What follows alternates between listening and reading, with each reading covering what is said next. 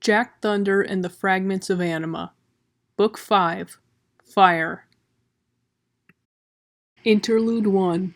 The Legend of Yuuki. Altairia slowly opened her eyes. She stirred from her position on the floor. She had just come out of a 5-hour meditation session. Difficult as those were, she knew it was something she needed to do. Fire elementals weren't exactly known for keeping their tempers cool. That was what the meditations were for, to help them learn to control their passions. All the priests at the Temple of the Four Flames knew that this was the best way to train themselves to protect the flaming sword that the temple was built around. Altairia looked behind her.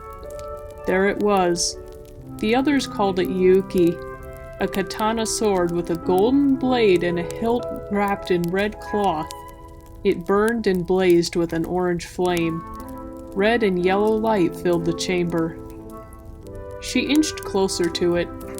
Yuuki floated in the air, surrounded in a column of softly glowing fire. Even from the distance she was at, she could feel the abundance of fire magic radiating from it. She only stood, not daring to touch it. The fire wasn't the issue. As a kitsune, she could reach into the flames without hurting herself. No, it was the curse. Everyone in the temple said that Yuuki was cursed, that if one were to touch the katana, one would be doomed to 1,000 years of suffering. Altairia wasn't sure if that was true. It sounded like something the high priest made up to keep it from being stolen. That was what she worried about. Yuuki powered this entire temple. If someone were to come in here and steal it, who knows what they would do with it. She could tell that the sword could burn down a forest the size of Mischief Mire at the very least with just one swing. She sighed. It didn't help that the Temple of the Four Flames was smack dab in the middle of Nekomata country. Though the temple was warm and full of life, a land full of chilly mists and whispering winds awaited her just outside the door, such as it was in the Nekomata Islands. She didn't trust those two-tailed felines one bit. Kitsune and Nekomata were never friendly with one another. She remembered hearing stories about Nekomata stealing powerful magical artifacts from Kitsune and burning down entire villages with them just for sport. Or about how Nekomata would kidnap Kitsune kids and subject them to the worst kinds of dark magic experiments.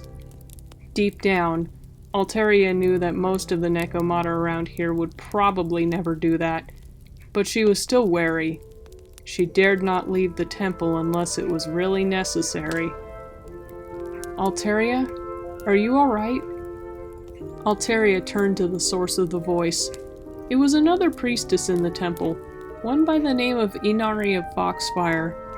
They had been friends since childhood and had even opted to apply for priesthood together. It was a happy accident that they both ended up in the Temple of the Four Flames. Inari looked at Altairia. Beautiful, isn't it? Yep, truly a marvel of creation. Inari cocked her head. What's up with you? You seem different. Altairia turned to Inari. Ah, it's nothing. You're worried about those Nekomata, aren't you? Altairia's face fell. Inari always knew what she was thinking. Don't worry. I don't think they'll dare come in here. Not with the curse and all. Altairia just nodded. She followed Inari out of the chamber. Inari was right. The Nekomata wouldn't come in here. But her sense of foreboding didn't vanish. Something told her the curse wouldn't be enough.